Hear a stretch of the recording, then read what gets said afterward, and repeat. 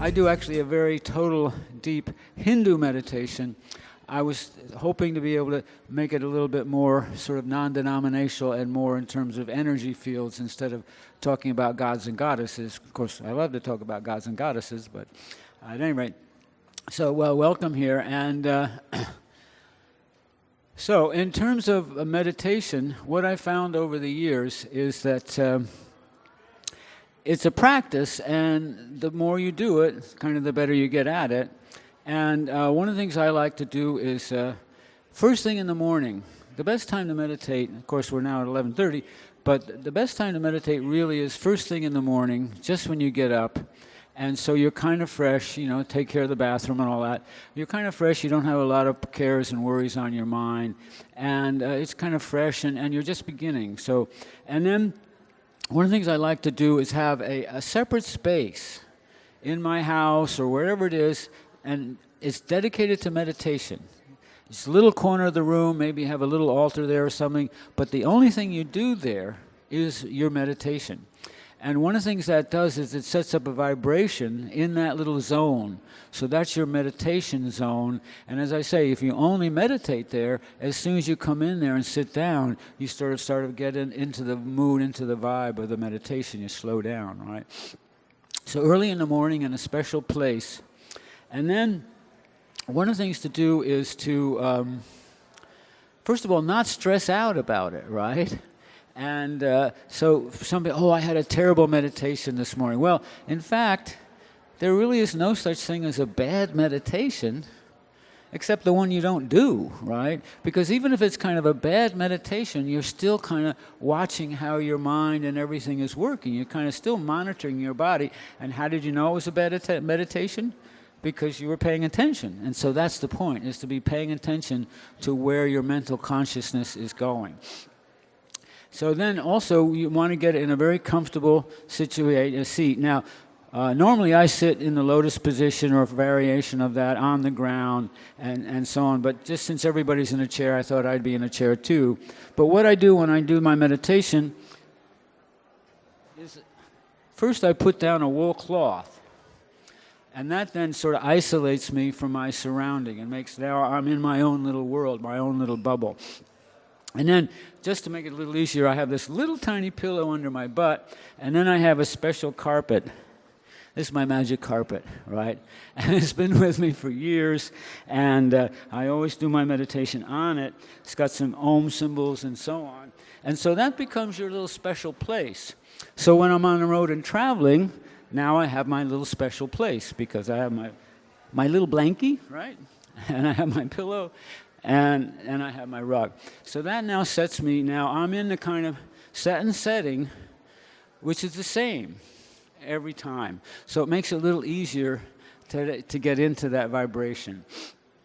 And then other thing I've kind of learned is that it's not so much doing a really long meditation once a week or once a year or 10 days. It's really kind of much more important to do 5 minutes every day. Or whatever amount you can take, just whatever it is, and just every day, right? And so one time I was talking to my teacher, my guru in India, and I'm thinking, I'm going to get illuminated and enlightened. So I say to him, Swami Chidananda, how long does it take? And he kind of knew what I was asking him, right? And he says to me, 3 months. I say, what? He says, yeah, 3 months. I said, enlightenment in 3 months, I'll buy it, I'll do it, right? But then he says, you can't miss a day. Otherwise, you have to start all over. Because what are we doing with meditation? With meditation, we're trying to reprogram the pathways in our brain that are normally determined by where you grew up and your parents and your social situation and all those things that kind of keep you in the same sort of pathways. And let's not call it a rut, but you're constantly doing those things. So at a certain point, your brain is kind of working on automatic pilot. But when you do meditation, you have a special way of focusing in to actually change the mental pathways in your brain so that they work in a more liberated way and they're more focused. Now, the other thing about meditation is that it actually has an extremely practical value. Because if you're able to meditate and keep your concentration, that goes off into regular life. And so anytime you need to concentrate on something, you know how to concentrate. And therefore you can get more work done in less time. So what does that concentration entail? It's what we call focus. And if you have a one-pointed focus, then you're really drilling in and focusing in and nailing down. So cannabis enables you to cannabis, it helps with the focus, and very often I'll smoke before I meditate, but the idea of meditation is to get that one-pointed focus and to create new mental pathways in your mind that liberate you from your hang-ups and things that keep you from going forward. Now, I do a meditation which is based on the chakras. And if you all probably heard about the chakras if you've done any bit of yoga or anything like that. And the chakras are the psychic energy centers located in your spine. And I have pictures of them, and the pictures are beautiful pictures, and the pictures on the page are about this big and so on. So sometimes people ask, well, how big are the chakras? And the chakras are so big that you can't see them. Now, what do I mean by that? It means that they haven't been able to find the chakras by scientific methods. They try photograph, energy thing. They just are unable to find the chakras in any scientific way. I was talking to some scientist about this, and he was telling me this. So I don't believe in chakras. He says, I can't find them scientifically. And I said, well, the reason you can't find them scientifically is that science doesn't have the right tools to find them. They're too subtle, they're too minuscule, and they're energy sources, right? The only thing that can really find the chakras is your human consciousness. Focusing in and sensing the sensitivities and the vibration in those particular areas. And so it's something that is beyond science, but it's actually real because you can identify those sensations in your body, and as you visualize your chakras, they become active and they become alive and they become stimulating. And so your chakras now have radiant lines coming out from them, energy channels coming out from the chakras, which stimulate all the internal organs of your body. And so it's part and part of doing yoga, where you do the positions, the stretches, the twists, and so on. But it's also connected with the internal, where you're going from inside the body and you're stimulating the chakras from your mental condition by visualization. So now let's see if we can sort of get comfortable, try and get your back straight, because that's one of the key things with a meditation is having a back straight. Sometimes I had pains in my knees and so on, so I would actually meditate lying down. And I don't recommend that too much because it's kind of hard, because it's pretty easy to fall asleep. But that's also an interesting question. It's like, are you falling asleep or are you getting high?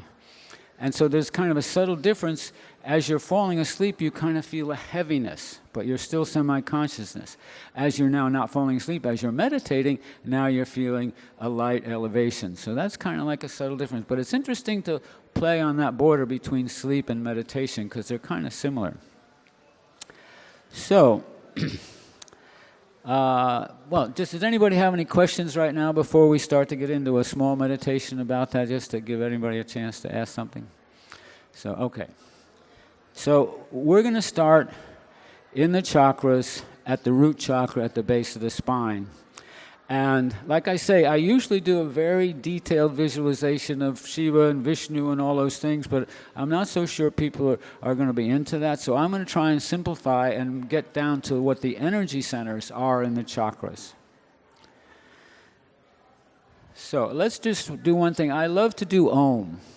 So if we could just chant 3 Oms and get our kind of head space into a similar space, and then we'll move into the chakras. So 3 little Oms, and we'll do them really quick. So 1, 2, 3.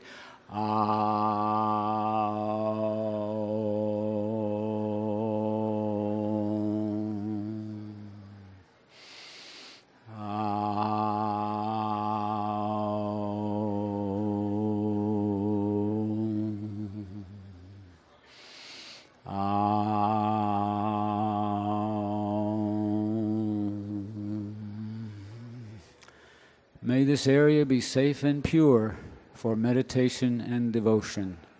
Hum Fat, Hum Fat. Om Shanti, peacefulness. Om Shanti, peacefulness. Om Shanti Om. Now we visualize the first chakra at the base of the spine. It's called the root chakra.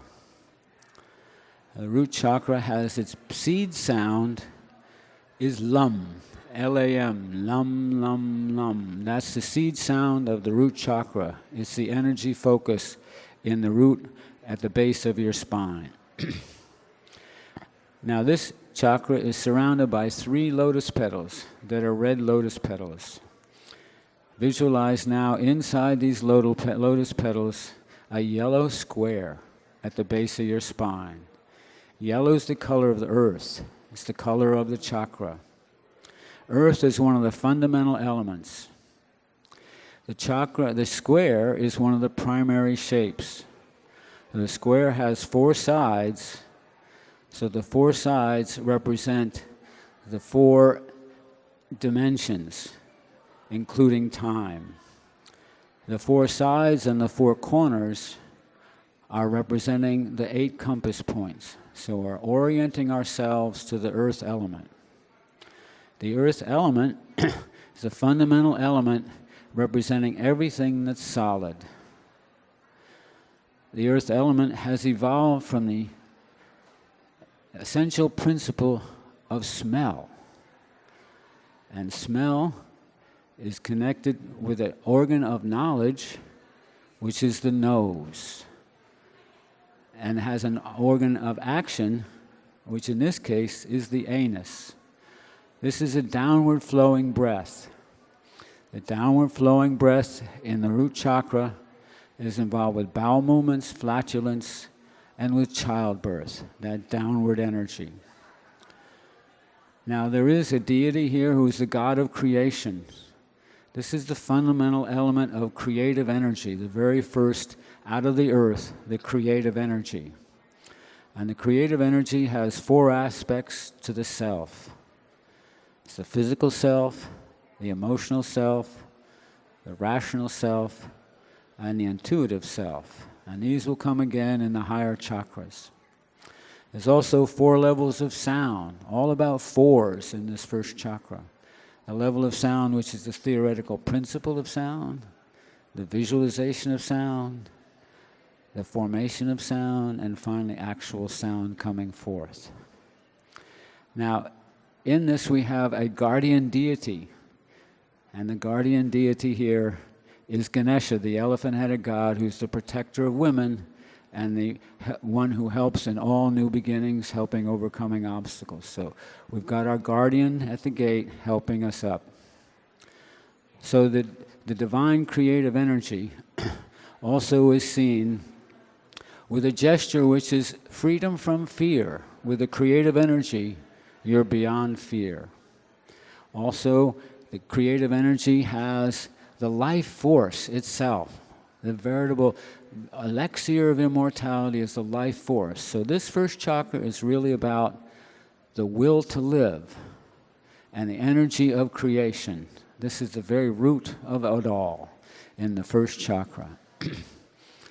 In the first chakra also, there are guardian deities, and they are represented by the number 7. So here in this chakra of physicality, the physical self, we have the 7 colors of the rainbow and the 7 musical notes, the 7 days of the week, and also the 7 visible bodies in the solar system, visible to the naked eye. So now we're oriented to the earth and the planets and the cosmos. So here we have, in the center of all this is a guardian deity, and this is represented by a red triangle. The red triangle is facing downwards. Picture now a red triangle at the root of your spine. That red triangle has 3 energy channels coming out of it. 2 energy channels come up the spine. They're called Ida and Pingala, left and right, sun and moon. And they are the everyday channels of energy. We're interested also in the third channel, the Sushumna. And the Sushumna is in the middle of the spine, and it pierces every one of the chakras. And it has 3 tubes inside of it, one inside the other. And this is where the energy is going to flow up. Now this red triangle in the center of the root chakra represents the female genitalia. Inside of it is a symbolic of the male genitalia, a male symbol, a phallic symbol. Wrapped around this symbol is a coiled serpent. And this is the energy that's going to rise up your spine, the Kundalini energy. This coiled serpent wrapped 3.5 times, and it's asleep. Now we're going to wake up that coiled serpent and bring it up the spine. Now that coiled serpent is 3.5 times, and as it opens up, it starts to buzz. Now the triangle at the base of the spine is symbolic of the basic threeness of all existence. We have the threeness of past, present, future, of waking, dreaming, and sleeping, and simply of I, you, and it. These are the basic threeness of existence. We also have all matter has 3 qualities: a quality of at rest, a quality of dynamic action, and the balance in between. This is the threeness. The threeness also has to do with one's action in the world: the will to act, the knowledge to act, and the action itself, all wrapped up here. Then also we have the nature of the being, consciousness, bliss, which is the highest nature of the divine energy, and also the way that works in the world, where we have creation, preservation, and dissolution. So these threeness of action describes how we live in the earth. This threeness is one of the key things of this. So we have the 4s of the square, the 3s of the triangle, and the 7s. So now we're oriented to the earth.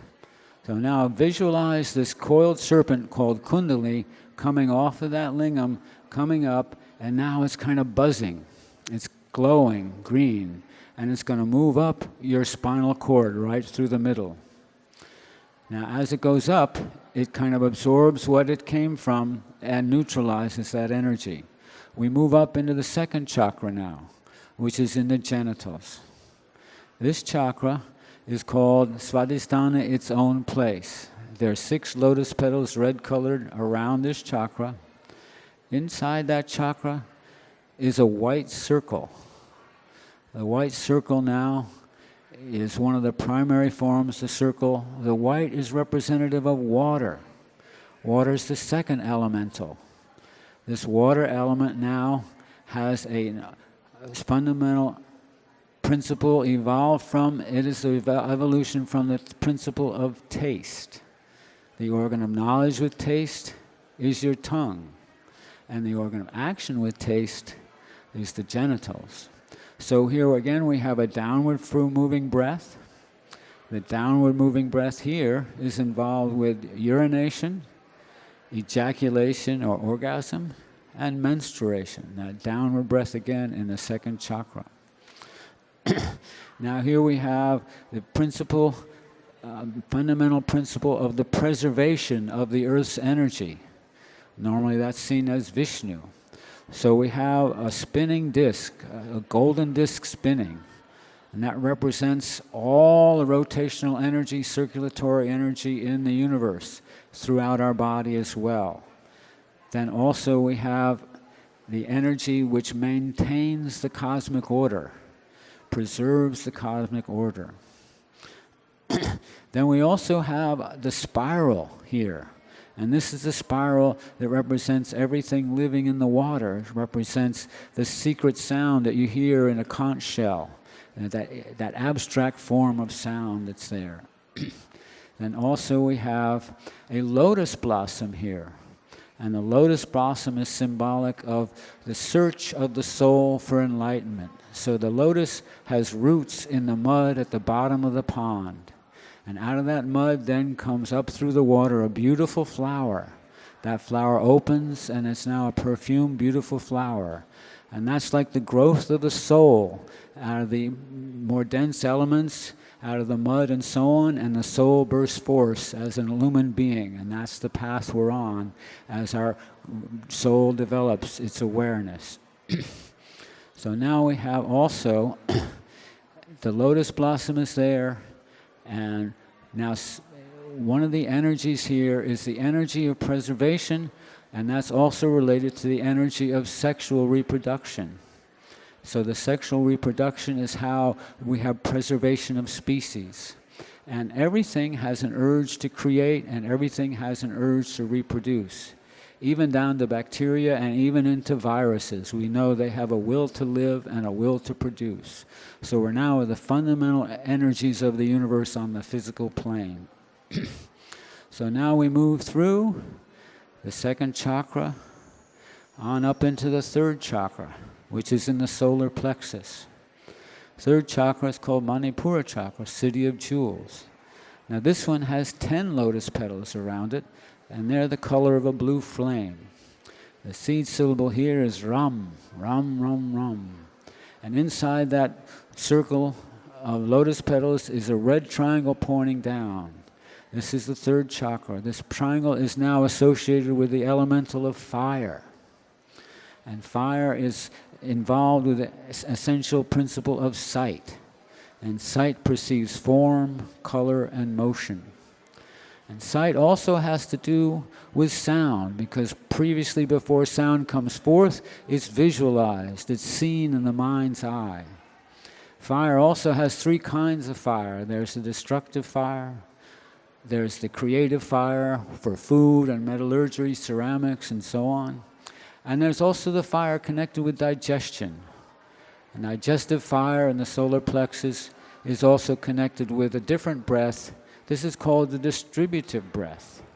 So the distributive breath helps the body break down the nutrients and deliver them to every cell in the body and through the fire. So we have the symbology here of fire. And that's a creative force as well as a destructive force. And so we move on now. This is under the influence of the sun. And now we have this area also is involved with all the power sources, fire, lightning bolt, and so on. But it's also involved in the social aspect. So these 3 lower chakras are all involved with the physical force. First the force of actual creation, then the force of sexual reproduction, and then we have the force of social integrations. These are the physical levels. This is the 3 lower chakras. Now just above the third chakra in the solar plexus, we have what's known as the knot of Brahma, the knot of creation. So to continue on your development of your higher consciousness, you need to transcend those physical elements. The physical body, the sexual body, the social body, and now break through the Brahma, knot of Brahma, knot of creation. Now we're in the 4th chakra. The 4th chakra is the heart chakra. And this is 12 lotus petals a ring, and they're bright orange color. Inside that ring, the primary shape is a 6-pointed star in a green color. The 6-pointed star here is now representing the fundamental element of air. And air is evolved from the essential principle of touch. And all organisms that have that sense, that faculty of touch. The organ of knowledge for touch is the skin. The organ of action for touch are the hands. And touch is also related to the breath, the prana, which fills the lungs and fills the air. Prana is that breath. And it's also connected with the planet Venus. So here we have likewise in this divinity here who is known as Shiva. He's the Lord of dance and creation, also the Lord of dissolution. So this is where we now transcend into the higher form. This is the center of the emotional self. And the emotional self here has many elements. There's the element of compassion. There's the element of love, all forms of love. And there's the element of the maternal instinct. This is also the center where the conscience is. In your heart, you know what's right. And so that comes in your heart chakra. And the heart chakra is now pulsing with a seed sound, yum, yum, yum. The heart chakra, likewise, is the center of the emotional self. And the emotional self has to do with all these other elements of love and compassion. But once again, for your higher evolution, you have to transcend those personal elements of emotion and get to the next stage. And so we go through the knot of preservation. Now we're up into the throat chakra, the pure chakra. This is the throat chakra, Visuddha chakra, fifth chakra. And its seed sound is hum, hum, hum, hum. And now we have 16 lotus petals in a purple color around this in your throat chakra. And this then is related to the fundamental element of space. Space is where earth and water and fire and air all have their place. And so space is the space between things, the space within things, and the space that things occupy. And space has evolved from the essential principle of sound. And sound has its organ of knowledge, the ears, and the organ of action is the mouth. And this is a vital breath which is moving upwards. And so now finally we have sound in 4 stages, finally issuing forth as true, real sound. So this is the Lord of creation here, is now the Lord of all sorts of interesting things with Shiva, who's the Lord of dance, the Lord of meditation, the Lord of yoga. This is the supreme God of all creation. In the throat chakra, this is also the rational self is here. And so this is all secular knowledge and the rational thought process.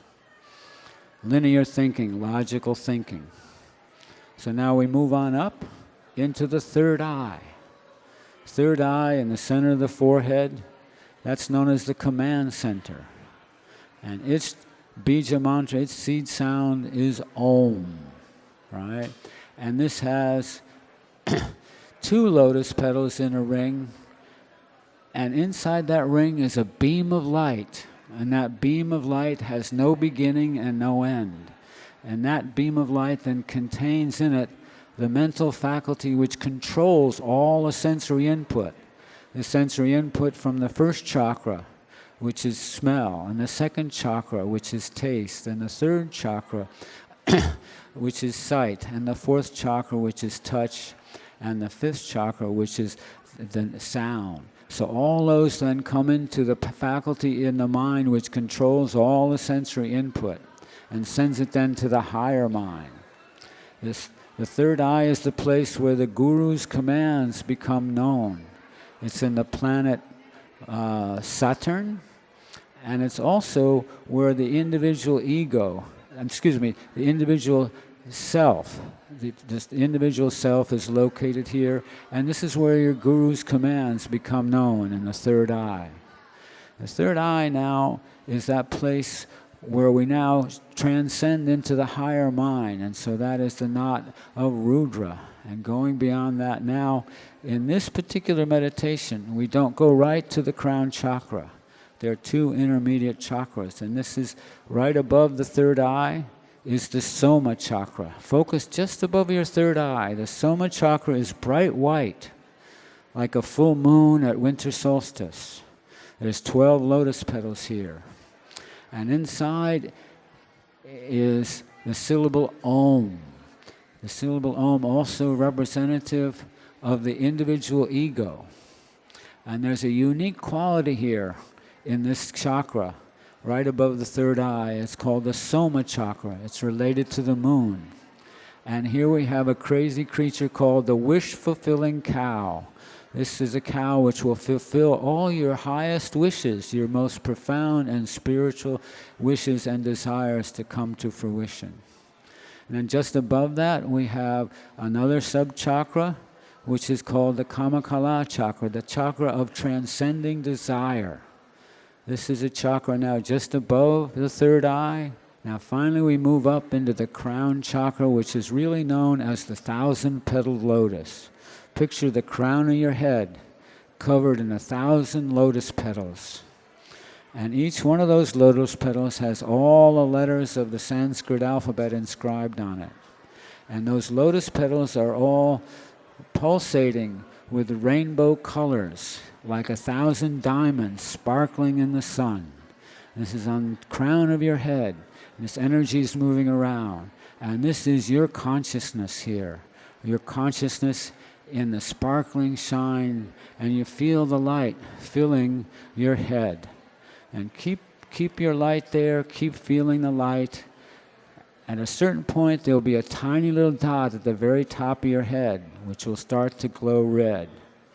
Now keep holding it there, and I'm going to chant some mantras while you keep focusing really on the top of your head, and feel the energy coming. Feel the light filling your head. And I'm going to chant some mantras that are going to make that shine even brighter. Kailachrim, Hasakahalachrim, Sakalachrim Shrim. Kailachrim, Hasakahalachrim, Sakalachrim Shrim. Kailachrim, Hasakahalachrim, Sakalachrim Shrim. We're climbing up into the top of the head, and you see a funnel of light coming down into your crown chakra in the top of your head. You're now filtering down the light from the cosmos, the light of supreme consciousness. It's filling your head with brilliant light. It's pulsating in all the colors of the rainbow. Feel that light. Feel it moving around.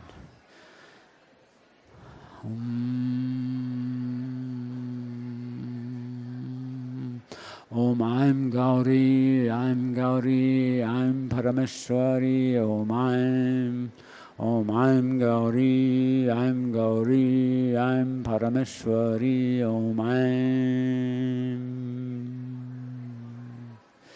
Feel that light swell in your head. It's glowing, it's being fulfilled, it's being energized from the cosmos, downloading into your consciousness. Feel it glowing.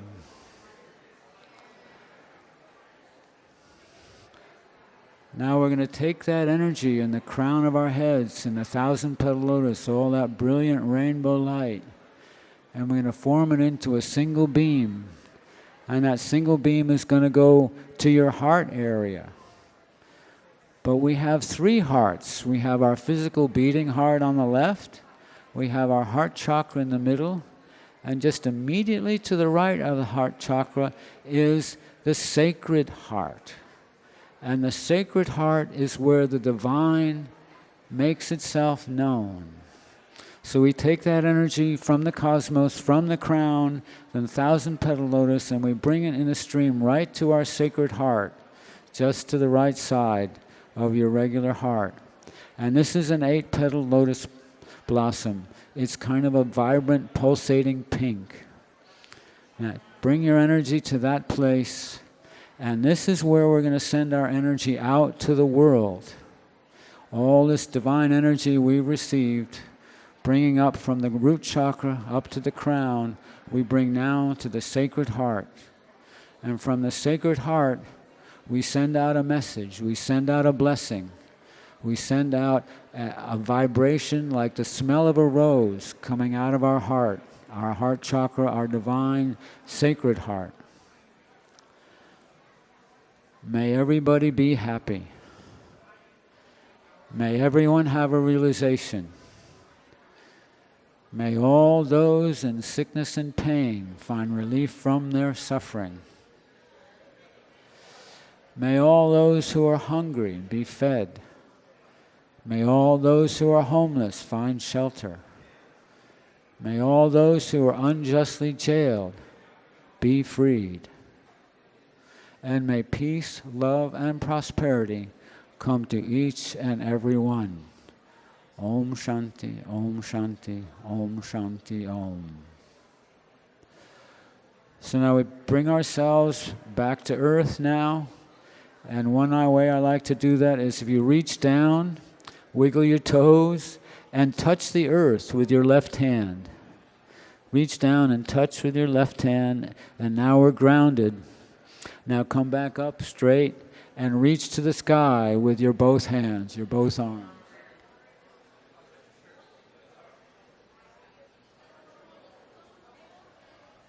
Now come down, and we all share the blessing, and we all share the harmony of the universe. So, thank you so much. Blessings. So I'm not sure how much time went by. I never really know how much time went by. About 10 minutes. So if anybody wants to ask any questions or something like that, and whatever, or just hang out and feel the nice glow we've got. So, but thank you for coming. Yes.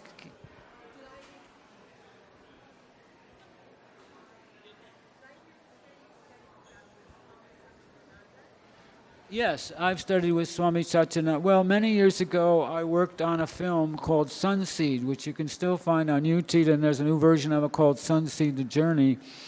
And a college roommate of mine brought me on as a cameraman, and he was working with some Sufi Muslims, Sufi Sam, but we traveled around the world filming holy men.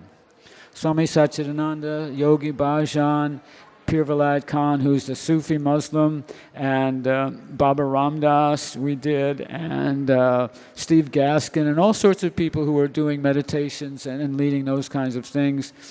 We traveled around the United States to meditation camps. We went to Iran, we went to Jerusalem, we went to India, Nepal, and so on, and filmed these various teachers. So, yeah, I did get a lot from those people. My main teacher is a man named Swami Chidananda Giri, and he is in South India. Oh, actually, he's passed on into Samadhi. And then I had another teacher, Swami Subodhananda, and he's the one who actually initiated me to be Swami. But I spent about 10 years going to a temple in South India once a year and spending about 2 months there, and then a temple on the other side dedicated to Shiva with Tangasapapti Dikshitar. And then I actually lived up in the mountains of India for about, off and on for about 12 years, and was meditating 4 times a day and sleeping just a couple hours of sleep. So it was just a long-term practice and so on. And basically what I discovered, the most important thing is to do it every day. That's really the most important thing. If you want to learn to play the piano, you got to practice every day. You want to learn to be a figure skater, you got to practice every day. And so what I say, you don't have to do the best one every time. You don't have to do a 2-hour one every time. Just 5 minutes where you stop. We used to tell people, sit down and shut up, right? And then you can actually start listening and start meditating and start focusing your energy inward. But then what I do, I always end my meditation with this blessing outwards, right? So that we bless the world of the energy that I've received, and we share it, and then always remember to reground yourself and touch back to earth. So anybody else want to ask something? So on. There are also all kinds of retreats you can go on, various yogis and gurus. Nikki's done Vipassana, which is a Buddhist meditation, and so on. But basically, anytime you just sit quiet, first thing in the morning and say, you don't have to do a prayer, you don't have to do anything. Just sit there in quiet and just try and calm your thoughts. Or think of one thought. Think of that most beautiful place that you ever went to. Right, sitting out in the woods under a tree on a rock, looking over a hill and the river down below. And just that one place where you know you just felt one, you felt peaceful, and you felt totally calm. And if you put that picture in your third eye in your mind and sit there like this, you can just be there, right? So any way you just calm down and slow down and be quiet and go in, that's part of your meditation. Yes?